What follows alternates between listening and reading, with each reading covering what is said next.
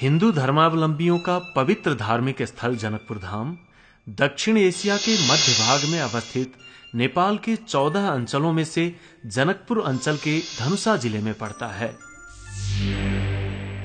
हमारा समूह भारतीय मूल के विलायती नागरिकों के साथ काठमांडू से 35 मिनट की उड़ान के बाद जनकपुर पहुंचा।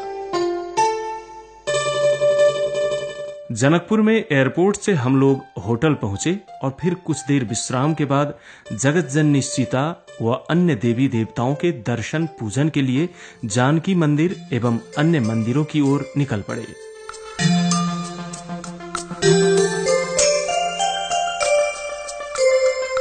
नेपाल के मध्यमांचल विकास क्षेत्र के तराई भूभाग में अवस्थित जनकपुर धाम वर्तमान में धनुषा जिले का मुख्यालय है। जनकपुर धाम एक ऐसा ऐतिहासिक स्थल है जो धार्मिक के साथ साथ सांस्कृतिक दृष्टि से भी महत्वपूर्ण है।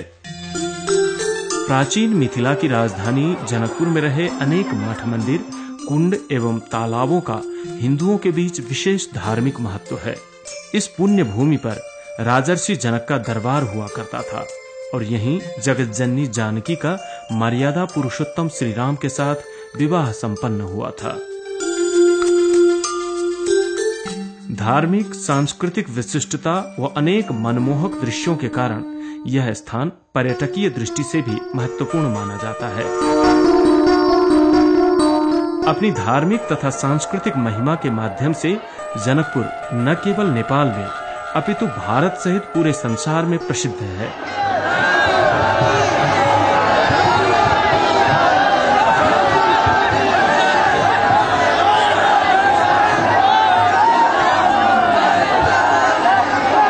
यहाँ के विभिन्न धार्मिक स्थानों में जानकी मंदिर का सर्वोपरि स्थान है।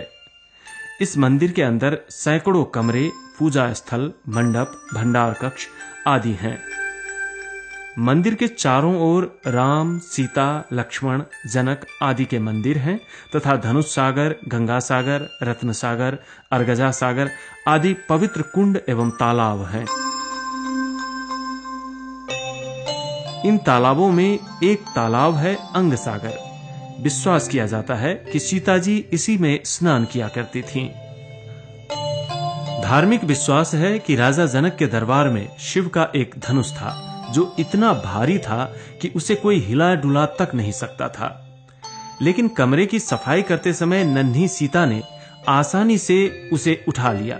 यह देखकर जनक जी अचंभे में पड़ गए और उन्होंने यह प्रण कर लिया कि जो कोई इस शिव धनुष को उठा पाएगा उसी के साथ वे अपनी पुत्री का विवाह करवाएंगे। इसी के अनुरूप देश विदेश से अनेक राजे राजकुमार जनकपुर आए और शिव धनुष को उठाने का प्रयत्न करने लगे। लेकिन जब कोई भी इस कार्य में सफल नहीं हुआ तो राजा जनक चिंतित हो उठे। उसी समय अयोध्या के राजा दशरथ के ज्येष्ठ सुपुत्र राम ने आकर शिव धनुष को उठा लिया और जैसे ही उसमें प्रत्यंचा चढ़ाने लगे, धनुष टूटकर 3 टुकड़ों में बिखर गया। इन टुकड़ों में एक आकाश में चला गया, एक पाताल चला गया और एक टुकड़ा कुछ दूर भूमि पर जा गिरा जो कालांतर में धनुषा धाम कहलाया। धनुष का वह टुकड़ा जो पाताल चला गया, आज के 25 वर्ष पहले तक उसके जनकपुर स्थित धनुष सागर के बीच में दिखने की बात स्थानीय लोग बताते हैं। धनुष टूटने से राजा जनक प्रसन्न हुए और सीता ने श्री राम को फूलों का हार पहना दिया। मार्ग पंचमी के दिन राम सीता का विवाह सुसंपन्न हुआ।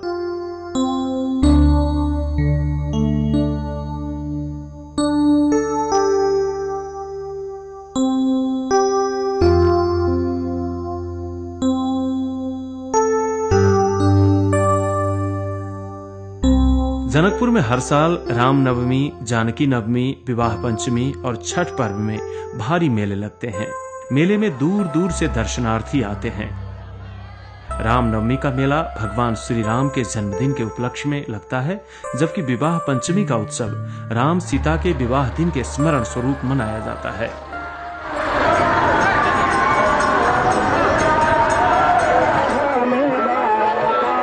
विवाह पंचमी के दिन राम और सीता की मूर्तियों के बीच मिथिला संस्कृति के अनुसार बड़े ही उल्लास व भक्ति पूर्वक विवाह करवाया जाता है। इसकी सांस्कृतिक तथा धार्मिक भव्यता देखते ही बनती है।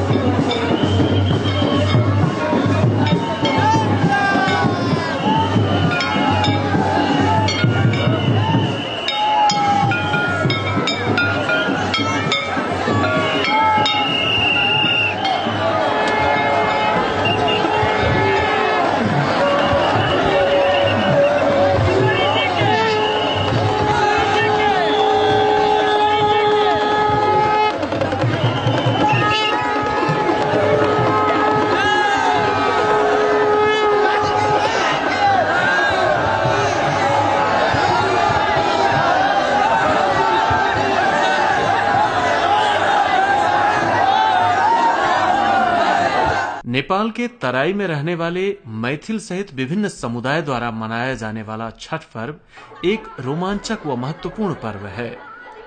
यह कार्तिक महीने की शुक्ल षष्ठी के दिन मनाया जाता है। छठ पर्व का रौनक 4 दिनों तक रहता है। पर्व का आरंभ नहाय खाए से होता है। इस दिन घर और आसपास की अच्छी तरह सफाई कर शुद्ध व सात्विक भोजन किया जाता है। दूसरे दिन के अनुष्ठान को खरना कहा जाता है। उस दिन भर उपवास रहकर शाम को भगवान की पूजा करने के बाद व्रत करने वाले गुड़ डालकर बनाया गया खीर खाते हैं। उस दिन परिवार के सभी सदस्य प्रसाद के रूप में खीर पूड़ी आदि ग्रहण करते हैं। तीसरा दिन छठ पर्व का मुख्य दिन माना गया है। इस दिन भर उपवास रहकर शाम को डूबते हुए सूर्य की पूजा की जाती है। इसको संझका अर्घ भी कहते हैं।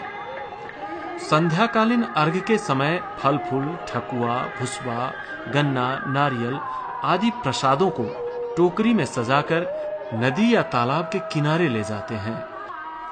जलाशय में स्नान के बाद व्रती द्वारा परिवार के सुस्वास्थ्य, दीर्घायु एवं समृद्धि की कामना करते हुए अस्त होते सूर्य को अर्घ दिया जाता है। परिवार में सुख, शांति एवं सामाजिक सद्भाव कायम रखने के लिए भी यह पर्व मनाए जाने का विश्वास किया जाता है। दूसरे दिन सुबह फिर नदी तालाब में जाकर उदय होते सूर्य को अर्घ दिया जाता है। सुबह सूर्य की पूजा करने के बाद छठ पर्व की समाप्ति हो जाती है। इसी के साथ व्रत करने वाले प्रसाद ग्रहण करते हैं और इस तरह 2 दिनों का कठिन उपवास भी संपन्न होता है। यह पर्व मिथिला सहित संपूर्ण तराई वासियों के लिए विशेष महत्वपूर्ण होता है। सामूहिक रूप में यह पर्व मनाने के लिए परिवार के सभी सदस्य घर में जमा होते हैं। धार्मिक एवं सांस्कृतिक दृष्टि से महत्वपूर्ण माने जाने वाले जनकपुर धाम ने नेपाल के गौरवमय परिचय को संसार भर फैलाया है। इस क्षेत्र का एक बार भ्रमण करना ही चाहिए। नेपाल की राजधानी काठमांडू से 380 किलोमीटर की दूरी पर अवस्थित जनकपुर स्थल मार्ग से सुविधापूर्वक पहुंचा जा सकता है। जनकपुर धाम में खाने पीने व ठहरने के लिए होटलों की अच्छी व्यवस्था है।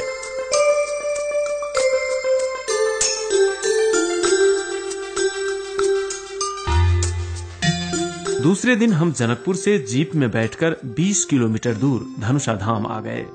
यह धनुषा धाम का मंदिर है। यहाँ धनुषनुमा बड़ी सी आकृति पसरी हुई है।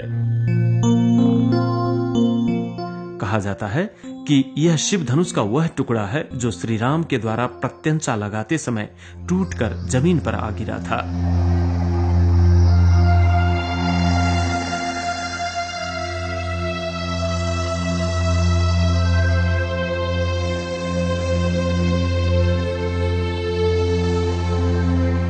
धनुषा धाम के बारे में यहाँ के पुजारी का कहना है, ये क्या है कि विष्णु पुराण के अनुसार इनको सत्ययुग की घटना कह के वर्णन किया गया। सत्ययुग में शंकर जी ने महर्षि दधीची की हड्डियां से धनुष बनाए थे त्रिपुरासुर संग्राम किए थे। त्रिपुरासुर संग्राम के बाद में वही पिनाक धनुष शिव ने परशुराम को दिए थे वरदानी में कि जब तक ये आपके पास रहेगा तब तक आपका शक्ति कोई नहीं कर सकता।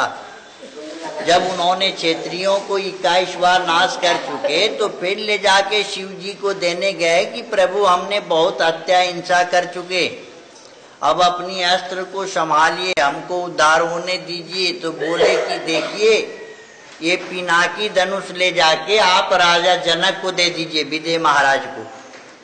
तो परशुराम ने वो पिनाकी धनुष राजा जनक को दिया था। अब वाल्मीकि रामायण वर्णन कर रहा है कि सीता उत्पन्न हुई, सीता 7 वर्ष की थी तो उनकी माँ सुनैना बचिया को बोली कि आज तू जाओ धनु को सेवा करो। उस समय ये धनुआ थे जनक के दरबार में, जनकपुर। तो सीता गई तो क्या किए कि वो पिनाकी धनुष को बाएं हाथ से उठा ली, चौका लगा दी, फिर रख दी, चली गई खेलने के लिए। अब ये देख करके राजा जनक को बड़ा आश्चर्य लगा कि भाई इतनी छोटी बचिया इतने बड़े धनु को कैसे उठाई, अब इसका जोड़ा भी कहीं होगा। वैसे हम बर कहाँ ढूंढे, इसीलिए उन्होंने धनुष यज्ञ रचा दिए।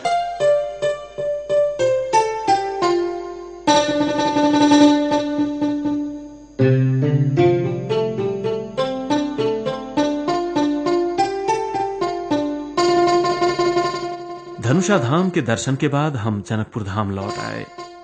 जनकपुर धाम पहुंचने पर हमने श्री रामानंद स्मारक एवं जनकपुर धाम के द्वार को देखा।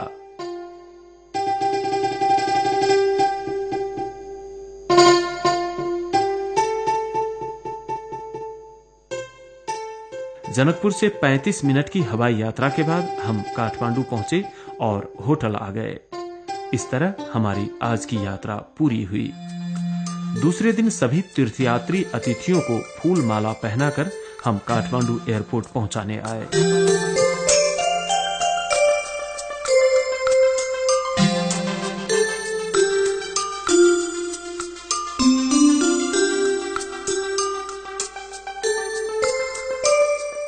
भविष्य में फिर मिलने के वादे के साथ हम विदा हुए। जनकपुर धाम की यात्रा न केवल धार्मिक रूप से पर्यटकीय दृष्टि से भी उतना ही महत्वपूर्ण है। इस यात्रा का व्यवस्थापन काठमांडू में रहे मोन्तेरोसा ट्रैक्स एंड एक्सपीडिशन प्रणाली ने किया था। ऐसी धार्मिक तथा पर्यटकीय यात्रा के साथ ही पर्वतारोहण पदयात्रा का व्यवस्थापन करता आया यह मोन्तेरोसा ट्रैक्स एंड एक्सपीडिशन आगामी दिनों में भी ऐसी ही अविस्मरणीय यात्रा के लिए आपकी प्रतीक्षा में है।